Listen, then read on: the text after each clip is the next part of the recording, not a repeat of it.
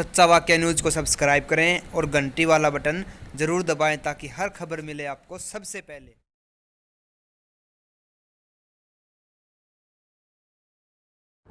नमस्कार, मैं Navjot Singh, SB news Hisar से। आज शाम वीरेंद्र सिंह इस्पात मंत्री बीजेपी, सुरेंद्र पुनिया जी जिला अध्यक्ष बीजेपी हिसार 15 सेक्टर रमिंदर सिंह जुनेजा के गृह निवास में बीजेपी की मीटिंग में पहुंचे।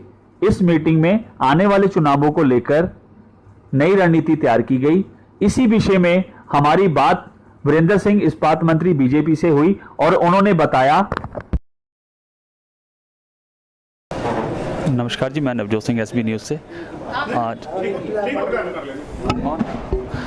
आज हिसार में वीरेंद्र सिंह जी आए हैं और शेंटी सर के घर बैठे हैं जी। और सर, क्या मुद्दा था जी आज का? मुद्दा तो आज के दिन एक ही है, वो है चुनाव का। और सर, कैसी तैयारियां चल रही हैं चुनाव की? तैयारी तो हमारे जो साथी हैं, वर्कर हैं, वो पहले से ही चुस्त दुरुस्त हैं। हम तो बस संभालने आए हैं इलेक्शन को।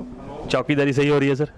चौकीदारी भी सही हो रही है और सब चौकीदार लगे हुए हैं इसी काम पे। शेंटी जी की नाराजगी दूर हुई कि नहीं?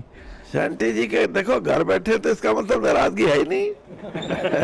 मतलब दूर करने आ गए आप? नहीं, है ही नहीं। अब ये जो है ना, मैं 47 साल से चुनाव की राजनीति में हूँ जी जी। तो मेरे को पता है, इसलिए मैं जो नाराज होकर ये लगे कि तो मनना तो है नहीं, मैं उसके घर ही नहीं जाता कभी। सही है जी।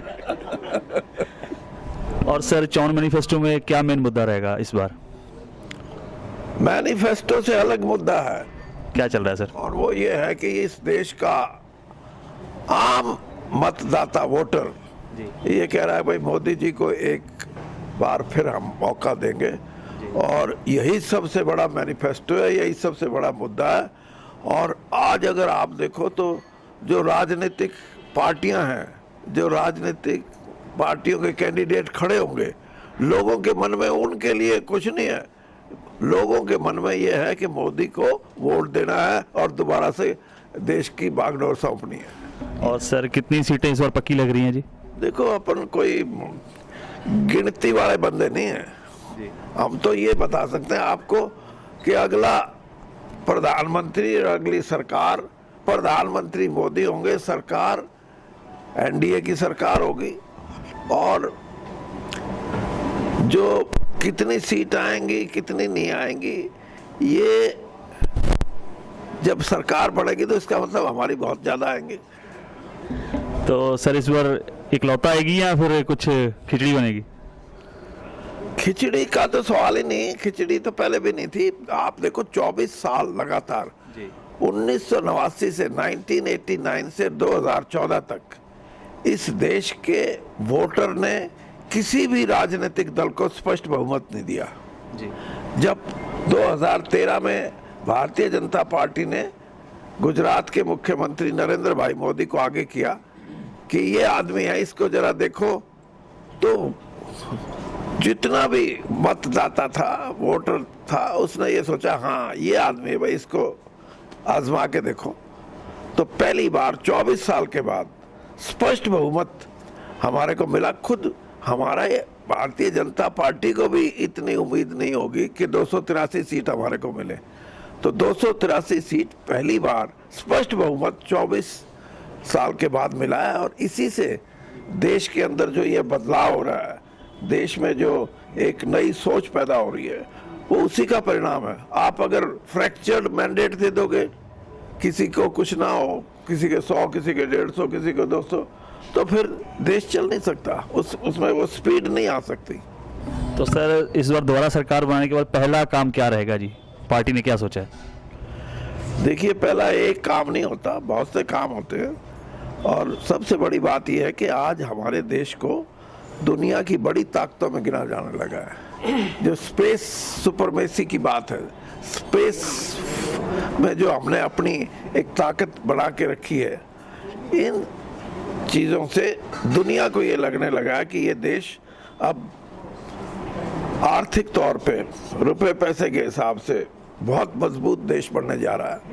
और इसी दिशा में काम करना है। अगर आपको याद हो, नहीं तो मैं बताता हूँ कि 2035 तक हमारे देश की जो इकोनॉमी है, जो अर्थव्यवस्था है, वो 7 ट्रिलियन डॉलर की होएगी। ठीक है जी। ये अपने आप में आप ये मान के चलो कि दुनिया में सिर्फ 3-4 ही देश होंगे जो हमारे से उस समय ऊपर होंगे आर्थिक तौर पे, इकोनॉमिक जो प्रॉस्पेरिटी है, और उसी से सारी चीजें जुड़ी हुई है।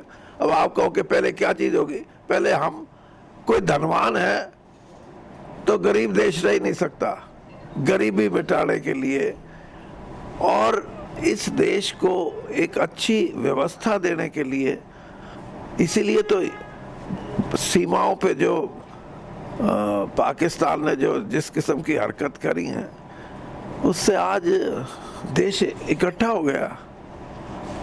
और इस देश की ये खासियत है, 130 करोड़ के देश को जब जात पात से, धर्म से और चीजों से ऊपर उठता है तो तब उठता है जब देश की सोचता है। तो ये सर जो वहाँ पे शहीद हुए हैं, ना तो उनको शहीद का ओहदा मिला है, ना उनको कोई पेंशन है, इस बारे में सरकार क्यों नहीं एक्शन ले रही? अभी जान तो गई है ना सर? अभी चुनाव होने दो। उस टाइम तो सर पार्टी सत्ता में थी। नहीं, सत्ता में तो अब भी हैं हम सत्ता से दूर थोड़े हुए, लेकिन आप ऐसी बातें कर रहे हैं। जो पैरामिलिट्री फोर्सेस, आप सर जैसे, एक मिनट, जो पैरामिलिट्री फोर्सेस हैं और जो डिफेंस फोर्सेस हैं, उनमें शहीदी का दर्जा देने के अलग अलग कंडीशंस है।